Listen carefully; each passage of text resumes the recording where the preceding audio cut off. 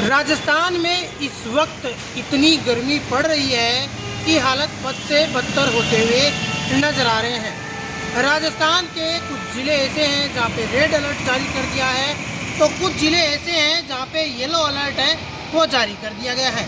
नमस्कार दोस्तों, आपका स्वागत है रॉयल पत्रिका में और मैं हूं आपके साथ हरी। आज हम बात कर रहे हैं राजस्थान के उस नौतपे की जो 9 दिनों का होने वाला है।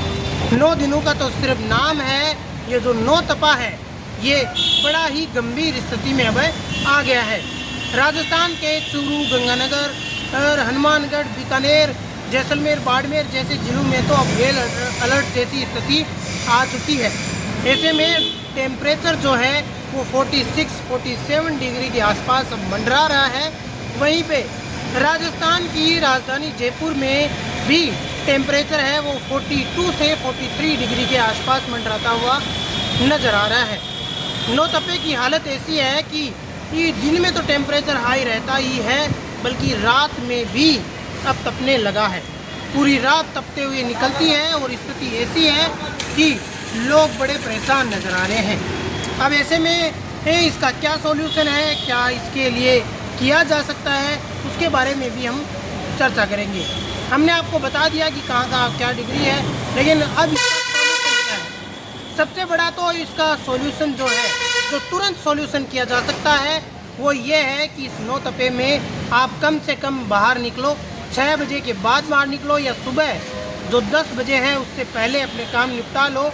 उसके बाद आप ठंडी जगह या छाँव में बिताओ। इसके अलावा दूसरा जो सबसे आसान तरीका है वो ORS पीते रहो, पानी बार बार है वो पीते रहो। और इसके अलावा नौतपे के जो वो सबसे मुख्य जो भाग है, यानी 12 बजे से 4 बजे के बीच का सबसे ज़्यादा ध्यान रखो। चेहरे पे कुछ ढके रखो और इसके अलावा पूरे शरीर का भी पूरा ध्यान रखो। इसके अलावा जो लॉन्ग टर्म सॉल्यूशन है उसकी हम बात कर लेते हैं, जिसपे सरकार के ऊपर सबसे बड़ा सवाल खड़ा कर रही है। भैया सरकार के ऊपर इसलिए सवाल खड़ा कर रही है कि ये नौतपा इसलिए आ रहा है राजस्थान में क्योंकि आसपास के जो इलाके हैं, जैसे रिंग रोड है, जैसे हाईवे है या फिर जो मुख्य मार्ग है, उन पे पेड़ पौधों की कमी होना। सरकार बार बार है वो कहती है कि हमने इतने पेड़ लगा दिए, हमने इतना कुछ कर दिया, लेकिन इस नौतपे ने सारी पोल है वो खोल के रख दी है।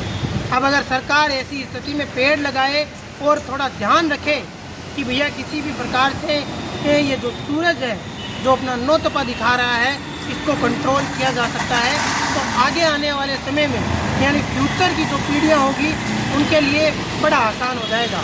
मैं कैमरामैन जावेद के साथ जयपुर से हरी, धन्यवाद।